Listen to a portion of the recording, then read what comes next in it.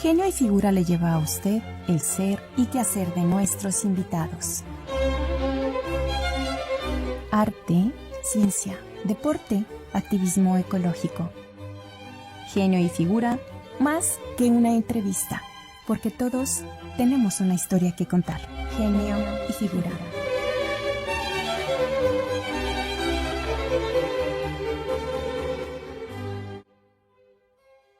Hola, yo soy León Rico, soy escritor. Soy originario de la ciudad de Durango, allá crecí toda mi infancia y durante mi adolescencia también. Luego me fui a estudiar un posgrado en artes, especialmente en el área de estética y de semiótica. Y llegué a Aguascalientes en el 2010. Tengo aquí más de 14 años siendo profesor de artes y de diseño. Y bueno, por eso mi narrativa está muy presente, las imágenes, la sensibilidad, y es algo que me gusta explorar a través de las historias que escribo. Bueno, desde muy chico yo escribía pequeños versos y algunas historias breves, cuentos, y así fui explorando durante la universidad.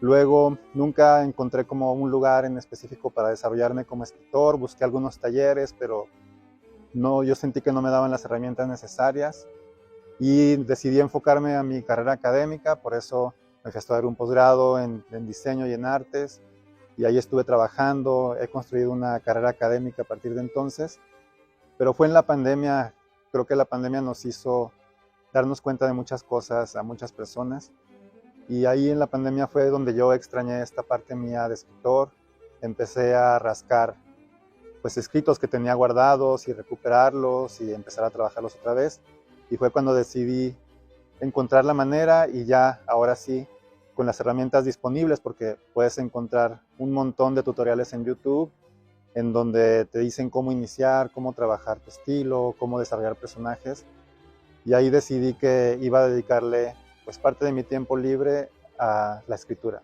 La primera historia que decido publicar se llama Plata sobre gelatina, en donde el narrador es un fantasma que pertenece al siglo XIX, y de alguna manera cobra conciencia a mitades del siglo XX y empieza a observar a sus descendientes en una casa que era de él, interactuar en su vida cotidiana. Y obviamente esta distancia de 50, 60 años, pues le es extraña, ¿no? Hay muchas prácticas que él ya no reconoce, y por eso observa curioso y va narrando los hechos de esta familia que son sus descendientes. Llegué a esta historia a partir de un taller de escritura creativa que tomé, en donde hay un ejercicio que se trata de narrar una anécdota, que me parece que es muy buen ejercicio porque pues ya está definida la historia, ya está el nudo, ya está todo lo que sucedió, y nada más hay que hacer como la parte de traducción a la escritura, ¿no? Entonces, en este ejercicio que hicimos en clase, un compañero te contaba una anécdota y tú la construías como cuento, y viceversa, ¿no? Y yo pensé que era un ejercicio fácil, que valió la pena, que me gustó, me sentí cómodo con esa forma de escribir. Y entonces recurrí a las memorias de mi mamá. Como todas las señoras, siempre están contando historias de cuando eran niñas y lo que antes sí se hacía y ahora no. Y dije, bueno, voy a hacerlo en forma. La grabé, nos pusimos varios días a que me contara todas esas historias que yo ya conocía, que me las contara otra vez, para tener el registro y poder traducirlas a una narración, a una narrativa. Y fue un ejercicio muy interesante. Al final era un montón de historias, un collage como si fuera un álbum de historias. Y fue difícil como darles un sentido, ¿no? No encontraba yo la voz narrativa que pudiera vincular una historia con otra. Y así fue como decidí retomar a uno de nuestros antepasados. Me tuve que poner a investigar el árbol genealógico. Y dije, ok, creo que aquí hay un antepasado que es interesante, que es don Ignacio, y él fundó una hacienda en el estado de Durango, que ahora es Torreón, bueno, está Torreón, Lerdo y Gómez Palacio. Entonces, esta hacienda incluía estas partes y se convirtió en ese estado, ¿no? Por eso se me hizo interesante tener a este narrador que pertenecía a otro tiempo y ver cómo miraba la vida cotidiana del siglo XX, ¿no? De mitades del siglo XX. Entonces fui con esta voz recuperando todas las memorias que tenía mi madre. Tuve que, entre memoria y memoria, entre recuerdo y recuerdo, ficcionar todos los huecos, pero digamos que la familia nuclear, los personajes, pues sí están basados de mis familiares, mi mamá, mis tíos, y todas las historias que me estuvo contando esos días.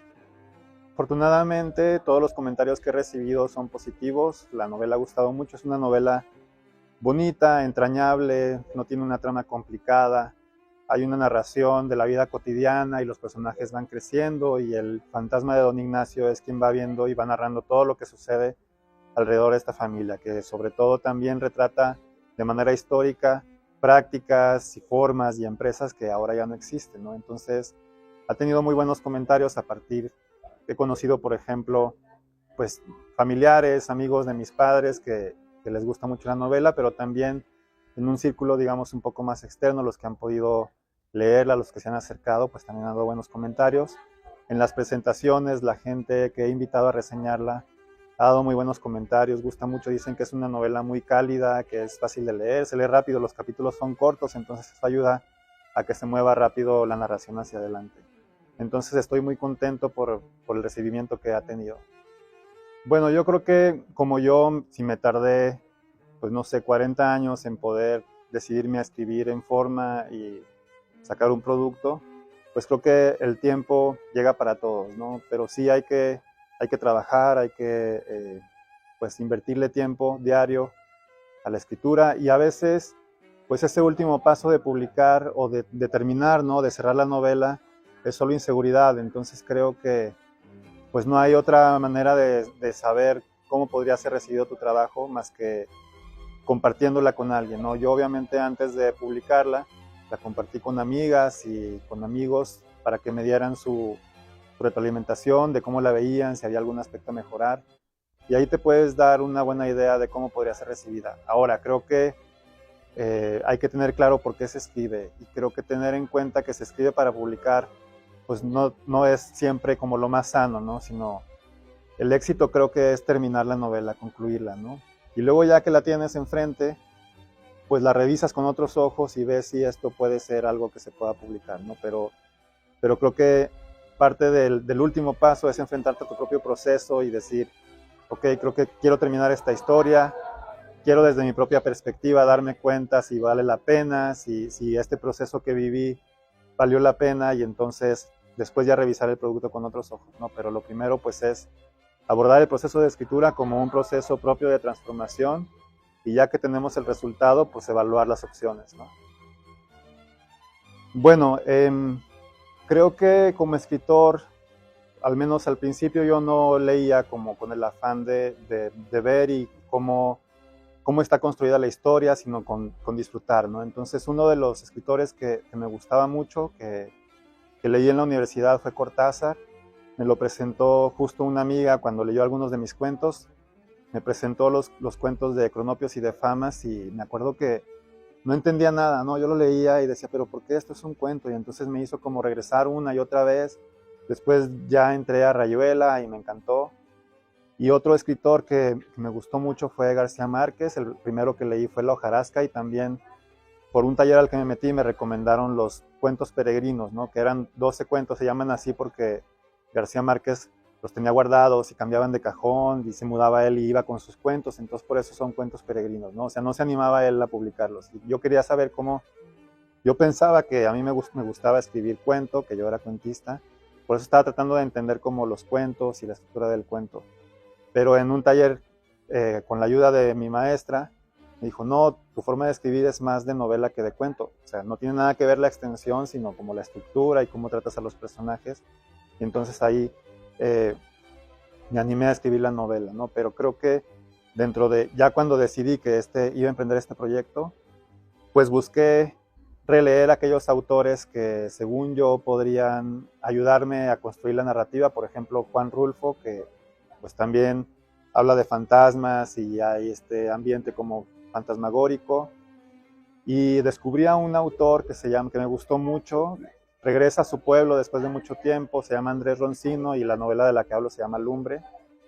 Y en él me clavé y me parece que es muy difícil como identificar de dónde un escritor toma sus influencias, ¿no? Pero sí recuerdo haber revisado esta novela como de una manera más estructural, ¿no? Decir, ok, aquí estos capítulos lo que está haciendo con esto, o por qué regresó de esta forma. Trajo otra vez este personaje que había estado poco presente desde el inicio, entonces pues creo que a mí me gusta hacer eso, o sea, cuando emprendo un proyecto literario, pues busco esas formas narrativas quizás similares que me pudieran ayudar a darle materialidad también al mío.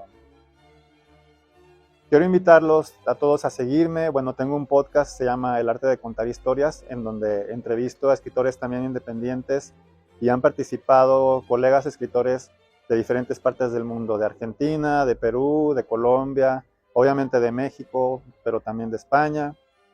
Entonces, acérquense si les interesa, acérquense a escuchar sus historias y sus estrategias. Creo que he aprendido mucho también de escuchar a otros colegas.